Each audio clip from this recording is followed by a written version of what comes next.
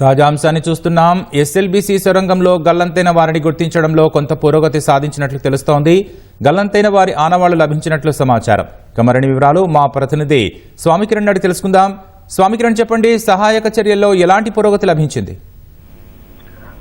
SLBC సొరంగ మార్గంలో కొనసాగుతున్నటువంటి సహాయ చర్యల్లో కొంత పురోగతి కనిపిస్తుంది. ముఖ్యంగా గల్లంతైన వారిని ప్రధానంగా గతంలో ఎన్డీఆర్ఐ వాళ్ళు మొత్తం 8 పాయింట్లు సూచించడం జరిగింది. ఆ 8 పాయింట్లలో 2 పాయింట్లలో తవ్వకాలు జరిపి ఆపివేయడం జరిగింది. ఆ తర్వాత కేరళ నుంచి ప్రత్యేకంగా తీసుకొచ్చినటువంటి జాగిలాలతో కూడా వాళ్ళు ఎక్కడున్నారు అన్న అన్వేషణ అనేది కొనసాగింది. ప్రస్తుతం కేడవర్ డ్యాగ్స్ కూడా తండాల దగ్గరనే ఉన్నాయి. అయితే ఈ జాగిలాలు కొన్ని ప్రాంతాలను అవి కూడా ఫలానా దగ్గర ఉండొచ్చు అని కొన్ని స్పాట్లను గుర్తించడం జరిగింది. ఆ స్పాట్లని గుర్తించి వాటిని మార్క్ చేసి అక్కడ తవ్వకాలు జరుపుతున్నారు. ఈ తవ్వకాలను అంటే నిన్న రాత్రి నిరంతరాయంగా కొనసాగుతుంది. నిన్న జరిగినటువంటి తవ్వకాల్లో కొంత ఈ గల్లంతైన వారి కొన్ని ఆనవాళ్ళు బయటపడ్డట్టుగా తెలిసింది. అయితే ఇది అధికారికంగా కూడా ఎవరు ధృవీకరించడం లేదు. ముఖ్యంగా సొరంగం ఒకవేళ కనుక అంటే వాళ్ళ ఆనవాళ్ళు మనకు లభించినా వాళ్ళను తొందరగా అంటే బయటికి తీయటం కూడా అంత సులభమైనటువంటి పని ఏం కాదు. ఎందుకంటే ప్రమాదం జరిగినటువంటి ప్రాంతం 14 కిలోమీటర్ల దూరంలో ఉంటుంది. సుమారు ఒక 500 మీటర్ల వరకు టీబీఎం మిషన్ కొట్టుకొని వచ్చింది. ఈ కొట్టుకొచ్చినటువంటి టీబీఎం మిషన్ ప్లస్ ప్రమాదం జరిగినటువంటి ప్రాంతం, ఈ 2 ప్రాంతాలకు మధ్య సుమారు ఒక 300 మీటర్ల వరకు మట్టి, తర్వాత టీబీఎం యొక్క అవశేషాలు ఇవన్నీ పేర్కొని పోయినాయి.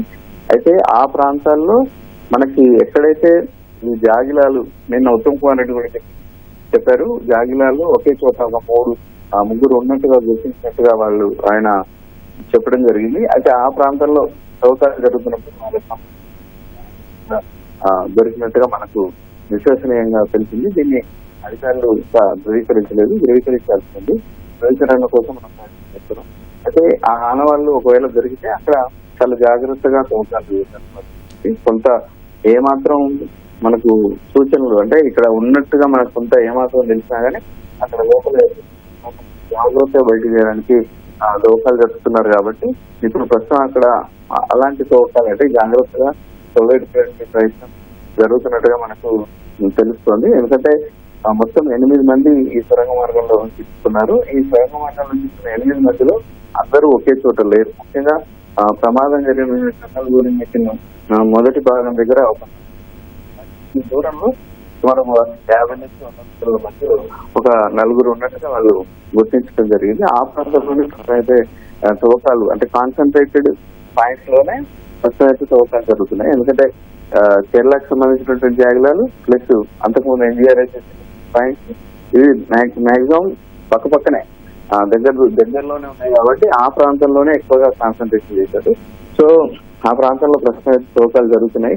ఈ రోజు సాయంత్రానికి అంటే ఒకవేళ కనుక అక్కడ ఆనవాళ్ళు లభించితే అక్కడ తవ్వకాలు జరిగితే ఈ రోజు సాయంత్రానికి అది పూర్తి స్థాయిలో పురోగతి లభించేటువంటి అవకాశం ఉంది. ఎందుకంటే అక్కడ శిథిలాలు అనేవి చాలా పెద్ద ఎత్తున అంటే 2-3 అడుగుల దగ్గర నుంచి మొదలుకుంటే సుమారు 15 అడుగుల వరకు కూడా పేరుకొని పోయినాయి. ఇప్పుడు ఏవైతే తక్కువ ఎత్తులో మట్టి పేరుకుపోయిందో ఎక్కడైతే పర్టికులర్ పాయింట్ ఉందో ఆ పర్టికులర్ పాయింట్ వద్ద మనకు తవ్వకాలు జరుపుతున్నారు. ఆనవాళ్ళు దొరికినటువంటి నేపథ్యంలో చాలా జాగ్రత్తగా చుట్టుపక్కల తవ్వాల్సినటువంటి అవసరం ఉంది. కాబట్టి ఈ తవ్వకాలు జరపడానికి టైం తీసుకుంటుంది. ఆ టైం తీసుకొని నెమ్మదిగా తొలగించిన తర్వాత అక్కడ ఏం దొరుకుతుంది, దొరికిన ఆనవాళ్ళు ఏమైనా ఫలితాలు ఇస్తాయా లేదా అనేది మనకు సాయంత్రానికి తెలుస్తుంది. అయితే అన్వేషణ అయితే కొనసాగుతుంది. అంటే ఇప్పుడు ఈ కేడవర్ డ్యాగ్స్ కి సంబంధించి వాళ్ళు కూడా దాంతో నిరంతరం అక్కడ కొన్ని పాయింట్స్ చెక్ చేస్తున్నారు. ఏమాత్రం అనుమానం వచ్చినా ఒకసారి క్రాస్ చెక్ కూడా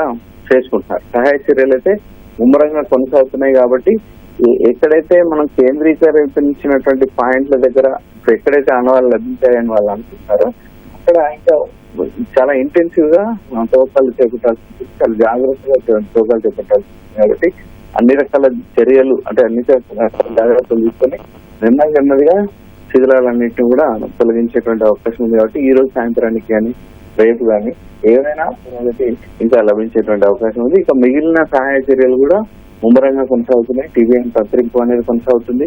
దీంతో పాటు శిథిలాల తొలగింపు కొనసాగుతుంది. కన్వేయర్ బెల్ట్ పనిచేస్తుంది. దాని ద్వారా బయటికి పంపించేటువంటి ఏర్పాటు కూడా కొనసాగుతుంది. అయితే ఈ రోజు సాయంత్రానికి ఏమైనా అంటే అధికారికంగా ఇది ధృవీకరించలేదు, మనకున్న సమాచారం ద్వారా మనం ఇది చెప్పడం జరుగుతుంది. కాబట్టి అధికారికంగా ఏమైనా ధృవీకరిస్తే మనకు సాయంత్రానికి ఒక పురోగతి లభించే.